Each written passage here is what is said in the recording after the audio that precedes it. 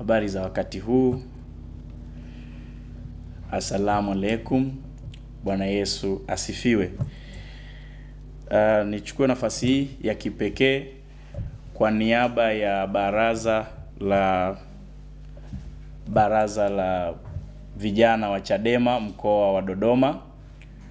Leo tumeita waandishi wa habari, tuna mambo machache ya kuzungumza na wana Dodoma pamoja na Tanzania kiujumla. Miongoni mwa mambo ambayo tutayazungumza siku ya leo, tutazungumza mambo makubwa mawili. Jambo la kwanza, tutatoa tamko juu ya kukamatwa kwa mheshimiwa mwenyekiti wetu wa chama taifa, Mheshimiwa Tundu Antipas Lissu. Lakini pia tutazungumzia swala linaloendelea ambalo ni upotoshwaji unaofanywa na vijana wa Chama cha Mapinduzi kupitia mwenyekiti wa UVCCM mkoa wa Dodoma. Kwa hiyo kwa kuanza, kwa niaba ya baraza, tunaanza jambo la kwanza ambalo tumewaitia waandishi wa habari. Baraza la vijana wa Chadema mkoa wa Dodoma, tunatoa tamko hili la kulaani kitendo cha kukamatwa mwenyekiti wetu wa chama taifa na kupewa kesi ya uhaini. Jambo hili halipaswi kufumbiwa macho na Watanzania wote, kwani linatia doa kwa nchi yetu katika uga wa kimataifa na linaharibu diplomasia ya taifa letu kiuchumi na kisiasa katika mataifa mengine. Tukiwa kama Bavicha mkoa wa Dodoma, tunawaomba Watanzania wote kusimama na Chadema katika hili kwa sababu zifuatazo.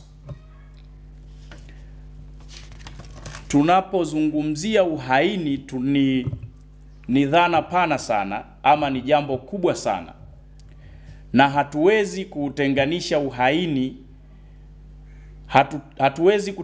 uhaini na masuala ya kisiasa, na imekuwa ni dhana ya bara letu la Afrika. Kesi nyingi za uhaini zimekuwa ni kesi za wanasiasa wa upinzani wenye ushawishi mkubwa wamekuwa wanapewa kesi za uhaini. Lengo kubwa la vyama dola kutoa kesi za uhaini kwa wanasiasa wenye upinzani wenye ushawishi mkubwa ni kuweza kunyamazisha ama kuondoa uhuru wa kisiasa.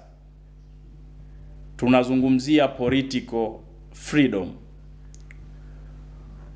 Kwa hiyo, kwa sababu zimekuwa ni kesi ambazo ni za kutengenezwa ili kuondoa uhuru na kunyamazisha watu wanaopigania haki, kesi hizi zimekuwa na madhara makubwa sana. Tuna mifano mingi katika bara la Afrika ambalo tumeona wanasiasa wengi waliopewa kesi hizi za uhaini. Tuna mfano wa rais wa sasa wa Zambia, Hakainde Hichilema, lakini tuna mfano wa Ernest Bai Koroma, rais wa zamani wa Sierra Leone. Tuna mfano wa Osman Sonko, waziri mkuu wa sasa wa Senegal, na wengine katika Afrika ya Mashariki kama vile Kizza Besigye pamoja na Bobi Wine. Ni miongoni mwa watu ambao wamefesi kesi ya treason, yani uhaini. Sasa kwa sababu kesi hii ina madhara makubwa katika taifa lolote ambalo linajali watu wao, na nipende kunukuu maneno ya mwisho ambayo aliyasema Mwalimu Julius Kambarage Nyerere kabla ya umauti wake, alipokuwa hospitali ya St. Thomas Uingereza, Mwalimu Nyerere alisema kwamba, na nukuu, "Najua nitakufa, sitapona ugonjwa huu, na waacha Watanzania wangu, najua watalia sana, nami ninawaombea kwa Mungu. Naondoka nikiwa nimewaachia taifa moja lenye umoja na amani. Wosia wangu kwao, waipende nchi yao kama wanavyopenda mama zao. Wajue hawana nchi nyingine zaidi ya Tanzania." Ni maneno ya Mwalimu Julius Kambarage Nyerere. Kwa nukuu hiyo, kwa kila Mtanzania anayeipenda Tanzania, kwa kila kijana ambaye anaipenda Tanzania, tuungane na Baraza la Vijana wa Chadema mkoa wa Dodoma kulaani vikali jambo hili la kukamatwa kwa mwenyekiti na kubambikiziwa kesi ya uhaini.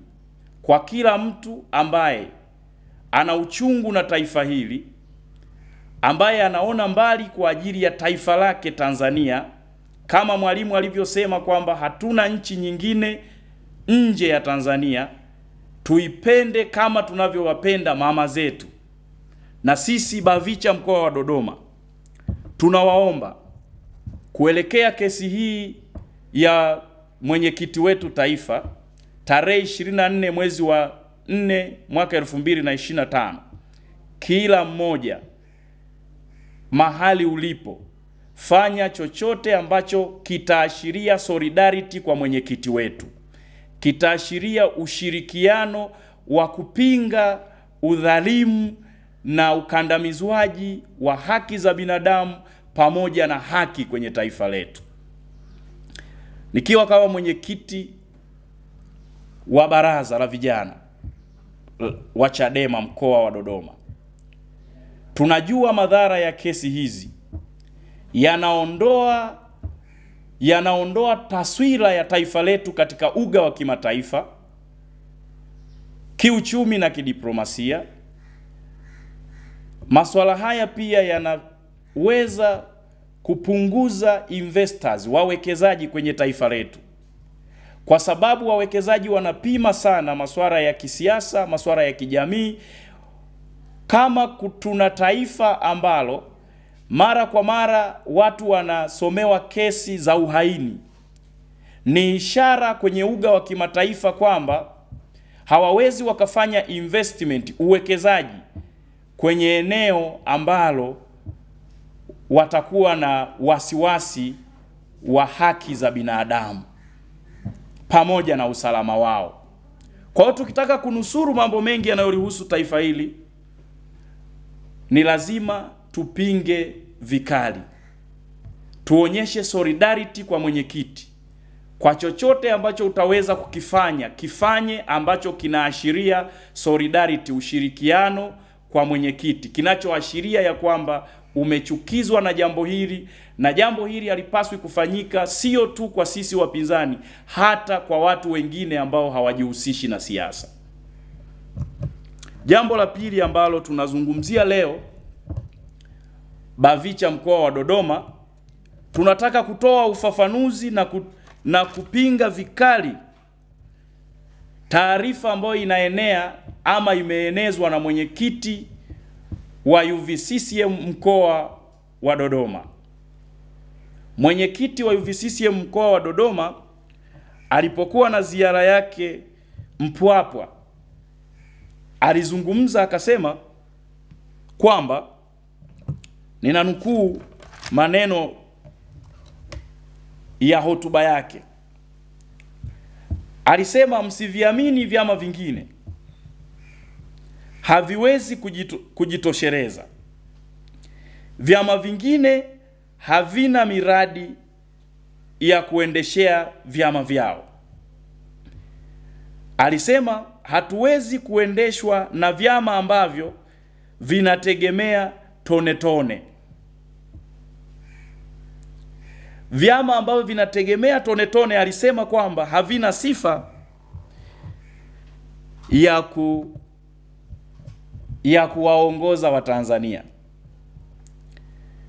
BAVICHA mkoa wa Dodoma tumepokea taarifa hii na tunataka kuwaambia wana Dodoma kwenye wilaya zake zote, UVCCM wakipita na taarifa hii wanakuwa wanapotosha dhana ya tone tone na wanakuwa hawaelewi maana ya chama cha siasa. Naomba nijielekeze kidogo katika hili. Chama cha siasa si mali ya mtu binafsi. Chama cha siasa ni mali ya umma. Mwenyekiti wa UVCCM mkoa wa Dodoma aliposema kwamba CCM inajitosheleza, waichague kwa sababu inajitosheleza, nataka nimkumbushe kwamba CCM si chama cha siasa bali ni chama dola. Hakikusajiliwa kama chama cha siasa tulipoingia kwenye mfumo wa vyama vingi mwaka 1995 uchaguzi wa kwanza, na mwaka 1992 ambapo tuliruhusu mfumo wa vyama vingi.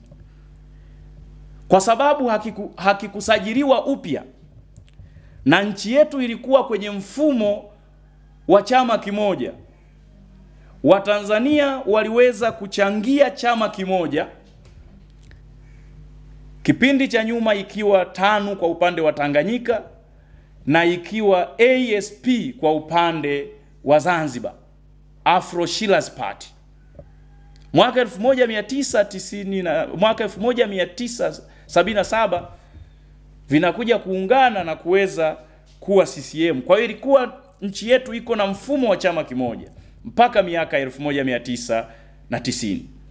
Kwa hiyo Watanzania walijenga miundombinu na miradi mingi kama miradi ya maendeleo ya nchi yao, lakini ilihodhiwa na chama kimoja.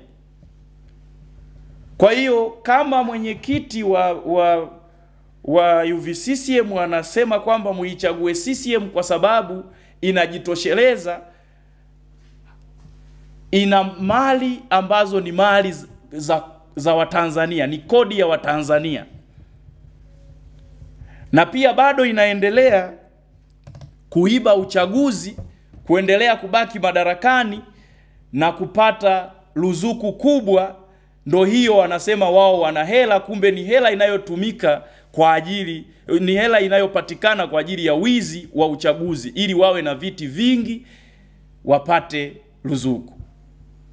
Kwa tunamkumbusha tu mwenyekiti wa UVCCM mkoa wa Dodoma kwamba chama chake ni chama dola, si kama chama cha demokrasia na maendeleo. Tuwaombe Watanzania na Wanadodoma wote mpuuze taarifa hii. Wote ambao wanatoa dhana potofu kuhusu tone tone, muwapuuze. Tone tone ni programu ya chama chetu kwa lengo kubwa la kukipeleka chama kwa wananchi. Kama tunakipeleka chama kwa wananchi, tunataka wananchi wawe na mamlaka na chama chao, kwa sababu chama cha siasa ni mali ya umma, si mali ya mtu binafsi. Kwa sisi kama Chadema na sisi kama BAVICHA tunawaelekeza Wanadodoma wote waweze kutuunga mkono, wasije wakapotoshwa kwamba tone tone sio kitu kizuri, wala tone tone si kitu cha aibu. Tone tone ni kitu cha kwao, na tunawaomba waendelee kuweka matone yao. Nikiwa ninaelekea kuhitimisha, nikumbushe kitu kingine kwamba kuongoza serikali hakutegemei miradi ya chama. Nchi yeyote duniani inaongoza serikali kwa kutegemea kodi za wananchi. Kama inategemea kodi za wananchi, maana yake serikali inatumia kodi kuwaletea wananchi maendeleo. Wasiwapotoshe kwamba chama chetu cha demokrasia na maendeleo kwamba hatuna uwezo wa kuendesha serikali kwa sababu tuna programu ya tone tone. Wasiwapotoshe. Serikali inaongozwa kwa kodi za Watanzania wanazotoa, wakinunua, wakiuza.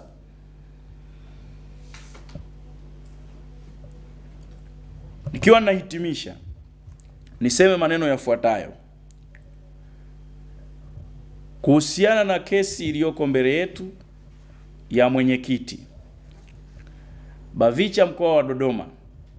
Tunawaomba wanadodoma wote na wale watakao tusikia Watanzania wote washirikiane na sisi kwa njia yoyote ile ambayo wataona itafaa kutuunga mkono ili mwenyekiti wetu awe huru. Na mwisho, tuwapuuze wale wote wanaoeneza taarifa za uongo kuhusiana na no reform, no election, stronger together pamoja na tone tone.